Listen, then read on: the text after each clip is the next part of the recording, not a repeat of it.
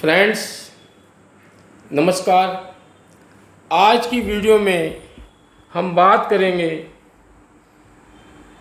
कि राजनीति में जाने के लिए व्यक्ति के कुंडली में किस प्रकार के योग होने चाहिए। तो आज हमारी जो क्लास का जो विषय है, टाइटल है, वो है कौन बनेगा नेता। कुंडली में राजनीति के 3 बड़े योग, इनकी बात करेंगे हम।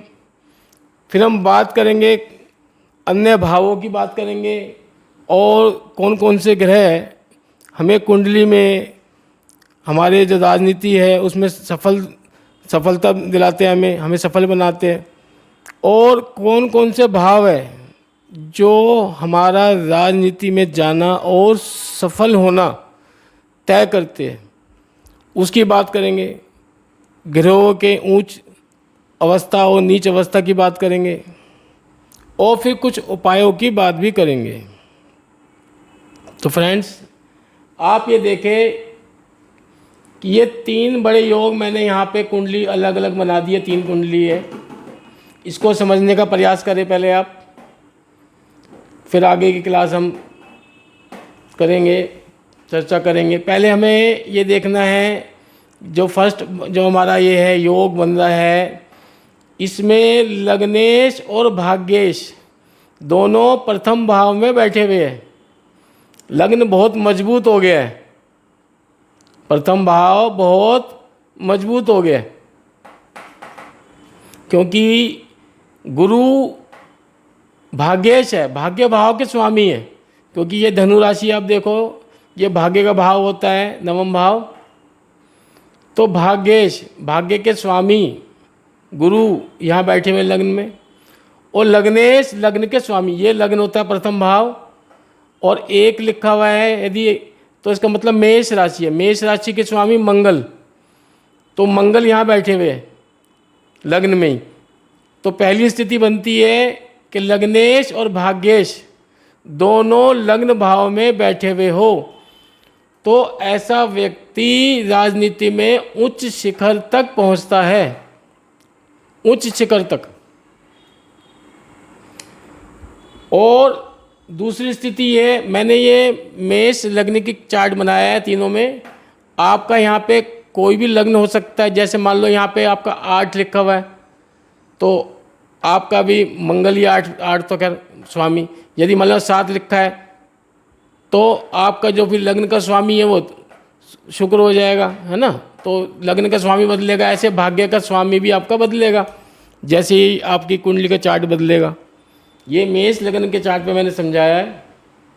आपको बस ये देखना है कि नवम भाव में जो भी नंबर लिखा हुआ है उसका स्वामी यहाँ बैठा हो, और प्रथम भाव में जो भी नंबर लिखा हुआ है उसका स्वामी यहाँ बैठा हो, दोनों बैठे हो, इन दोनों के स्वामी एक जगह यहाँ बैठे हुए हो। अब हम बात करेंगे दूसरे योग की। इसमें फ्रेंड्स जो लग्नेश है, क्योंकि 1 नंबर है प्रथम भाव में, तो लग्नेश कौन है इसका? मंगल। लग्नेश बैठ गया चतुर्थ भाव में, लग्नेश बैठा हुआ चतुर्थ भाव में। और भाग्येश, भाग्य का स्वामी गुरु भाग्येश बैठा हुआ है प्रथम भाव में।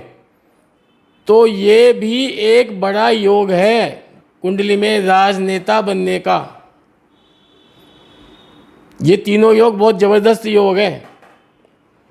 और तीसरा योग मैंने बताया है, यदि 10म भाव आपका बहुत मजबूत है, रोजगार का, कैरियर का, कार्य क्षेत्र का, यहीं से भाव देखा जाता है, सामाजिक मान प्रतिष्ठा का और आपकी प्रसिद्धि का जो हाउस है, ये 10th हाउस है, 10म भाव। 10म भाव में यदि राहु बैठा हुआ हो, सूर्य बैठा हुआ हो, शनि बैठा हुआ हो या मंगल बैठा हुआ हो, मैंने 4 ग्रह बैठाए हैं, ये जरूरी नहीं कि चारों यहाँ बैठे हो आपके, एक भी ग्रह यहाँ बैठा हुआ हो तो ये भाव बहुत मजबूत माना जाता है। और यहाँ पे कोई भी यदि बैठा हुआ है चारों में से और उच्च अवस्था में बैठा हुआ है तो वो बहुत मजबूत माना जाएगा। नीच अवस्था में ना हो, बस नीच अवस्था में ना हो, ये आपको ध्यान रखना पड़ेगा बस। तो मैंने सब एक पॉसिबिलिटी बताई है, पर यह है कि जैसे अब जैसे गुरु है और ये मंगल है, मंगल यहाँ पे देखो आप नीच अवस्था में हो गया, तो मेष लग्न वालों के लिए ये रूल लागू नहीं होगा। तो कोई दूसरी लग्न है जिसमें ये मंगल यहाँ पे नीच का ना हो, लग्नेश यहाँ पे नीच का हो रहा है, तो नीच का ना हो वो स्थिति यहाँ पे चलेगी। तो ये आपको ध्यान रखना पड़ेगा। मैंने तो मेष लग्न को लेकर के ही जो नियम है वो बता दिए, और साथ साथ मैंने आपको ये नियम भी बता दिए कि ये ग्रह नीच अवस्था में ना हो, सब राशि में हो, कोई दिक्कत नहीं है। यदि कोई क्वेश्चन आपका है फिर आप मुझसे कमेंट बॉक्स में पूछ सकते हैं, मैं आपका उसका भी जवाब दूंगा। और दूसरा ये है कि हमारा एकादश भाव मजबूत हो। जो एकादश भाव हमारा लाभ भाव है, जो एकादश भाव है, ये एकादश भाव होता है, ये मजबूत होना चाहिए। लाभ भाव, इच्छा पूर्ति का भाव, लक्ष्य पूर्ति का भाव यहीं से। तो यहाँ पे जैसे मान लो बुध आदित्य योग बन रहा है, सूर्य और बुध बैठे हुए हो तो बुध आदित्य योग बन जाता है। या जो भी राशि यहाँ पे है उसका कोई ऐसा ग्रह बैठा हो जो उच्च अवस्था में हो, या सब ग्रह ही हो के कोई यहाँ पे ग्रह बैठा हुआ हो, तब ये मजबूत माना जाएगा भाव। या कोई ग्रह उच्च अवस्था में बैठा हो तब ये भाव अच्छा माना, जैसे ये 11 लिखा है तो यहाँ पे शनि बैठा हुआ है तो अच्छा माना जाएगा ये भाव। तो हमें ये सब देखना होगा। तो फ्रेंड्स, यदि एकादश भाव आपका मजबूत है तो ये आपका नेटवर्किंग सर्कल बढ़ाता है, आपको लाभ दिलाएगा, आपकी इच्छा पूर्ति कराएगा, आपके लक्ष्यों की पूर्ति कराएगा। आपने लक्ष्य निर्धारित किया ना कि मुझे चुनाव जीतना है, काउंसलर का या एमएलए का, जो भी जीतना है, आपने एक लक्ष्य निर्धारित किया, तो लक्ष्यों की पूर्ति कौन करा रहा है? एकादश भाव। नेटवर्किंग सर्कल कौन बढ़ाएगा? एकादश भाव, 11वां भाव। कितने लोगों से आपके संपर्क है ये कौन तय करेगा? एकादश भाव। यह भाव दर्शाता है कि कितने लोगों से आप जुड़े हुए हैं, यह आपके संपर्कों में वृद्धि करता है। यदि ये भाव मजबूत है तो बहुत जल्दी ही लोग आपसे जुड़ जाएंगे, थोड़े से प्रयत्न से ही, यदि आपका 11वां भाव मजबूत है। इसके साथ ही यह बड़े राजनीतिक संगठनों से, समर्थकों के समूह से और पार्टी से मिलने वाले लाभ को भी यही तय करता है। फ्रेंड्स, यहाँ पे 5 ग्रहों की भूमिका रहती है हमारी कुंडली में, हमें राजनेता बनाने के लिए और एक सफल राजनेता बनाने के लिए 5 ग्रहों की खास भूमिका होती है। अब मैं उन ग्रहों की चर्चा करूँगा। सबसे पहले मैं राहु को लेता हूँ, क्योंकि राहु एक प्रैक्टिकल ग्रह है, व्यवहारिक है, और यह हर प्रकार की नीति बनाना जानता है। राहु राजनीति का सबसे प्रमुख ग्रह माना जाता है, क्योंकि इसके पास दिमाग है, इसके पास धड़ नहीं है, सिर नहीं है, सिर है, धड़ नहीं है। ये सिर्फ सोचता रहता है, नई नई प्लानिंग करता रहता है, इसका दिमाग बहुत तेज होता है। यह जिस काम में लग जाता है उस काम को करने के लिए इसके अंदर एक जुनून पैदा हो जाता है। जैसे अर्जुन का था, अर्जुन ने निशाना लगाया चिड़िया की आँख पे, तो उसको सब चिड़िया की आँख दिख रही थी। ऐसे ही यदि आपका राहु मजबूत अवस्था में बैठा हुआ है और उन भावों में बैठा हुआ है जिन भाव को मैं बताऊंगा किस भाव में बैठना है, तो उसका जो लक्ष्य है वो सीधा सीट जीतना रहेगा, सक्सेस एट एनी कॉस्ट। इस नीति पे चलने वाला ग्रह है। यह कूटनीति, भाषण से आपको जनता में सफल बनाएगा। आप अपनी कूटनीति से, अपनी प्लानिंग से और अपने बोलने के तरीके से आप जनता का मन मोह लेंगे। ये क्षमता आपको राहु यहाँ पे प्रदान कर रहा है। और जो सूर्य है, अब सूर्य की बात करेंगे, सूर्य भी मजबूत होना चाहिए हमारा। सूर्य ग्रहों का राजा है और यह बात करता है मान सम्मान की, उच्च पद की, सरकारी सत्ता की बात करता है, अधिकार की बात करता है। तो सूर्य का मजबूत होना भी राजनीति में बहुत ज़रूरी है, क्योंकि यह आपके बोलने में प्रभाव लाता है। सूर्य की वजह से ही व्यक्ति की जो पर्सनैलिटी है, व्यक्तित्व है, वो बहुत प्रभावशाली हो जाता है। आप अपनी बात कहेंगे तो आपकी बात लोग सुनेंगे, और नहीं तो कई बार होता है भाषण देते रहते हैं, जनता सुनती ही नहीं है। परंतु जिनका सूर्य मजबूत है उनकी जनता सुनती है ध्यान से। वो राजा है, राजा जब भी बात करेगा जनता उसे सुनेगी। तो सूर्य मजबूत होना बहुत ज़रूरी है। मैं साथ के साथ बता देता हूँ आपको मजबूत का मतलब क्या है। मजबूत का मतलब उच्च अवस्था में हो या सब राशि में हो। जैसे राहु मैंने कहा मजबूत अवस्था में होना चाहिए, तो राहु वृषभ राशि में या मिथुन राशि में बैठा हो तो उसको उच्च का माना जाता है। यदि कुंडली में 2 या 3 लिखा हुआ है, वहाँ राहु बैठा है तो उच्च का माना जाता है। परंतु यदि 8 और 9 लिखा है वृश्चिक और धनु राशि में, राहु को नीच का माना जाता है। अब सूर्य की बात मैंने करी है, तो सूर्य मेष राशि में जहाँ 1 लिखा हुआ है कुंडली में, वहाँ बैठा हुआ है तो उच्च का माना जाता है। या 5 लिखा हुआ है तो कहेंगे अपनी सब राशि में बैठा हुआ है, तब भी अच्छा माना जाएगा मजबूत अवस्था में। परंतु यदि सूर्य तुला राशि में बैठा है जहाँ 7 लिखा है, तो सूर्य फिर नीच का हो जाएगा। फिर वो सिचुएशन चेंज हो जाएगी, फिर वो फेवरेबल नहीं रहेगा आपके लिए। अब हम बात करेंगे मंगल की। अब मंगल क्या है? मंगल एक सेनापति है। ज्योतिष में मंगल को सेनापति कहते हैं। तो सेनापति का साहस, ऊर्जा, शक्ति, ताकत, इसकी बात करता है। और सेनापति एक कुशल योद्धा भी होता है। उसको स्पेशल ट्रेनिंग होती है युद्ध करने की, क्योंकि वही राजा को युद्ध जिताता है। तो यदि आपका मंगल मजबूत है तो आप अपने विरोधियों को पछाड़ने की क्षमता रखेंगे, शक्ति रखेंगे। चुनाव में आपके सामने जो भी विरोधी खड़ा हुआ है, आप उसको पछाड़ने के लिए समर्थ रहेंगे। आपके अंदर इतनी शक्ति और इतनी ऊर्जा यहाँ पे दिखाई देगी। और हमें शनि ग्रह को भी देखना होता है कुंडली में कि शनि की पोजीशन क्या है। अब मंगल की मैंने आपको बताई, मंगल जो है मकर राशि में उच्च का होता है और कर्क राशि में नीच का होता है। मंगल कहीं भी बैठा हुआ है, अगर उच्च अवस्था में बैठा हुआ है या अपनी स्वराशि में बैठा हुआ है जहाँ पे 1 लिखा है या 8 लिखा है, मतलब मेष राशि में या वृश्चिक राशि में बैठा हुआ मंगल, तो सब राशि में बैठा हुआ माना जाता है कि अपनी राशि में बैठा हुआ है। या मकर राशि में बैठा है जहाँ 10 लिखा है, तो इसका मतलब मंगल वहाँ पे उच्च का होकर बैठा है। परंतु यदि मंगल कर्क राशि में बैठा है जहाँ पे 4 लिखा है, तो उसे अच्छा नहीं समझा जाता, उसे नीच का समझा जाता है।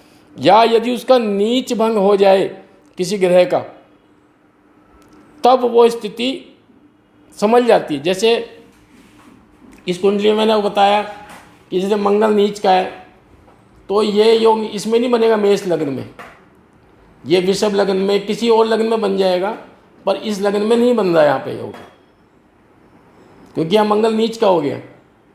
परंतु यदि यहाँ पे जैसे गुरु का गोचर हो जाए या गुरु यहाँ बैठा होता मंगल के साथ, तो नीच भंग राजयोग बन जाता फिर, क्योंकि गुरु यहाँ पे उच्च का हो जाता है। कोई उच्च का ग्रह बैठ जाए, उस राशि में उच्च का होता है, तो नीच भंग राजयोग बन जाता है। तो तब ये स्थिति बदल जाती है। अब हम बात करेंगे शनि की। शनि का काम है जन समूह का प्रतिनिधित्व करना, क्योंकि शनि ग्रह को एक बुजुर्ग माना जाता है। जो बुजुर्ग होता है वो बड़े अच्छे से समझाता है लोगों को। तो ये जो शनि ग्रह है ये जन प्रतिनिधित्व करता है, जनता का प्रतिनिधित्व करता है बहुत अच्छे तरीके से। वो क्षमता आपको यहाँ पे शनि देता है। यदि शनि मजबूत अवस्था में बैठा हुआ है, अब मजबूत अवस्था क्या होगी शनि की, पहले वो बात कर लेता हूँ। शनि यदि तुला राशि में बैठा हुआ है, 7 लिखा हुआ है कुंडली में, वहाँ बैठा हुआ है शनि, शनि उच्च का है।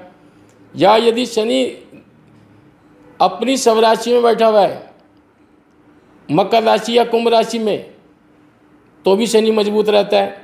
मकर राशि मतलब 10 लिखा हुआ है और कुंभ राशि जहाँ पे 11 लिखा हुआ है, तो वो सब राशि होगी शनि की, वहाँ बैठा हुआ शनि मजबूत अवस्था में बैठा है। परंतु यदि शनि मेष राशि में बैठ गया जहाँ 1 लिखा हुआ है, तो वो अवस्था फिर नीच की हो जाएगी शनि की।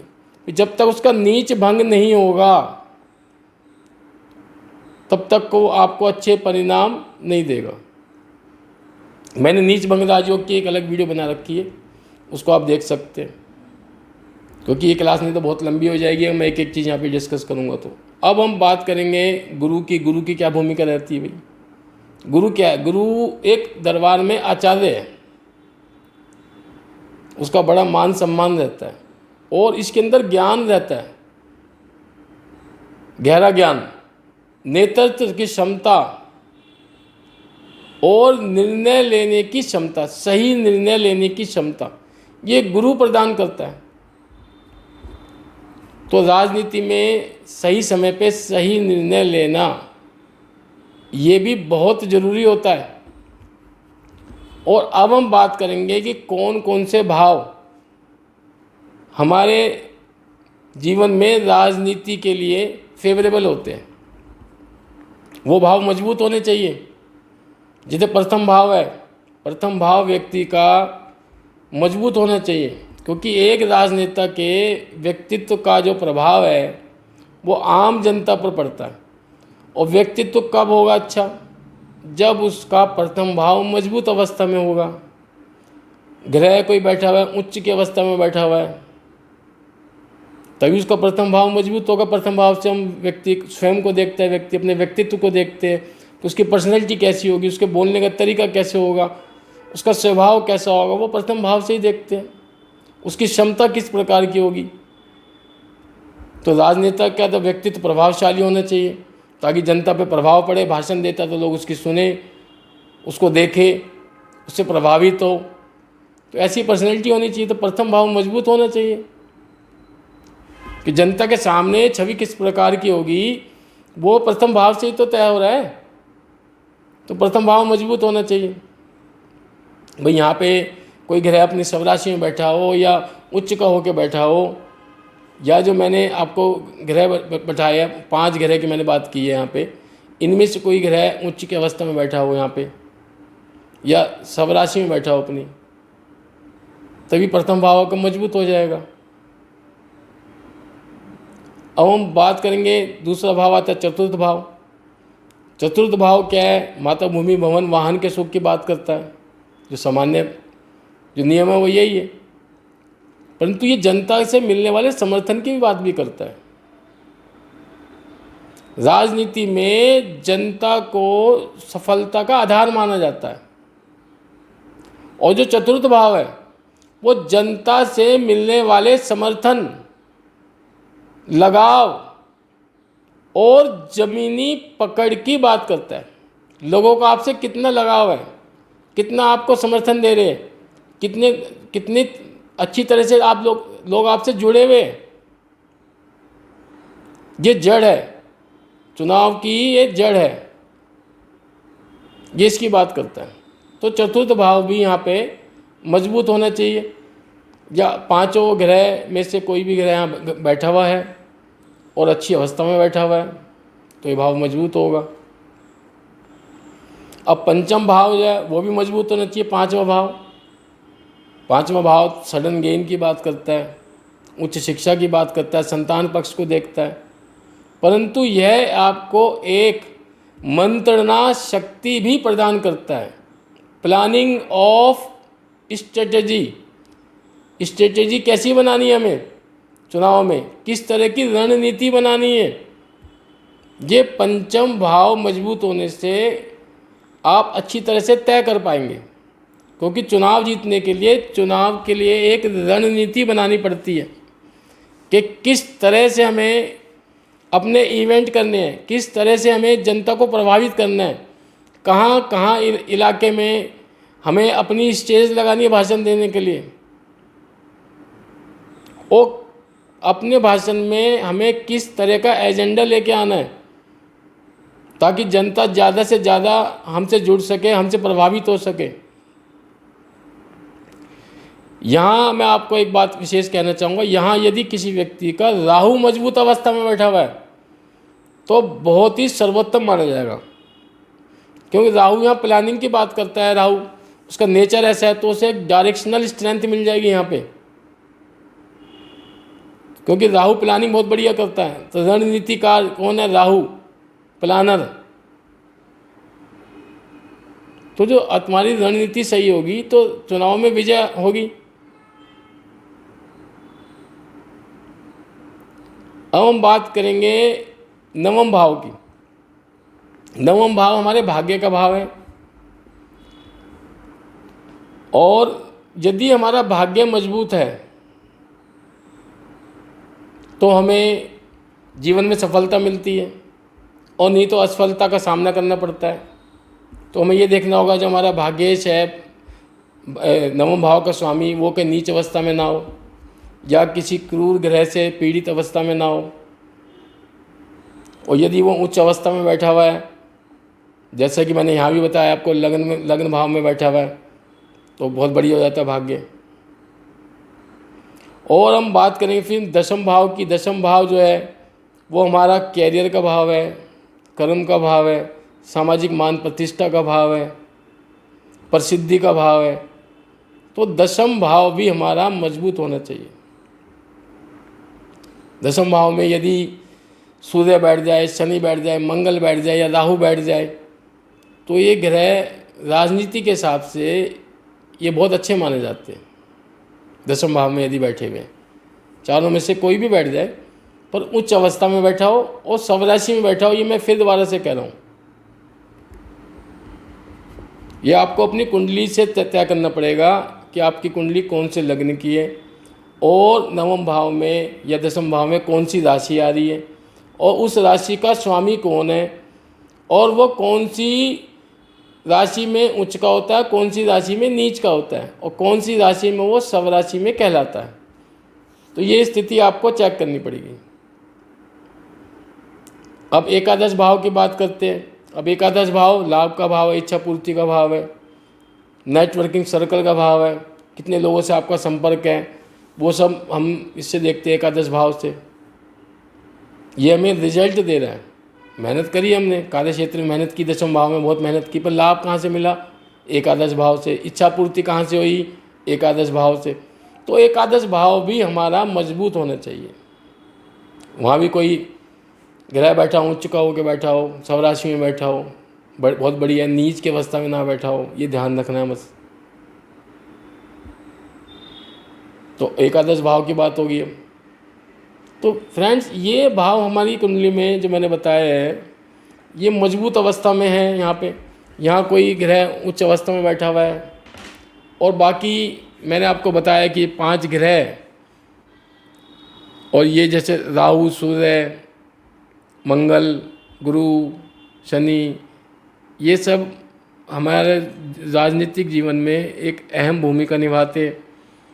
तो यदि हमारे ये ग्रह मजबूत अवस्था में बैठे हुए हैं, और मान लो 5 ग्रह मजबूत अवस्था में नहीं है, 3 मजबूत अवस्था में बैठे हुए हैं, तो बाकी जो 2 ग्रह है जो मजबूत अवस्था में नहीं है, उसका हम उपाय करें। उसके लिए हम दान कर सकते हैं। दान करने से वो ग्रह आपको नेगेटिव रिजल्ट में कमी करेगा, उसको शांत करो। तो इन उपायों को करके फिर आप अपना राजनीतिक कैरियर बना सकते हैं। तो फ्रेंड्स, आज की क्लास मैं यहीं समाप्त करता हूँ। यदि आपका कोई क्वेश्चन है इस क्लास के बारे में, अपनी कुंडली के बारे में, तो आप मुझे 9250946428 पे संपर्क कर सकते हैं। मैं आपकी बात का जवाब ज़रूर दूंगा। और अब आपसे रिक्वेस्ट करता हूँ, मेरी वीडियो को अधिक से अधिक लाइक करें, शेयर करें, और मेरे चैनल को सब्सक्राइब करें। नमस्कार।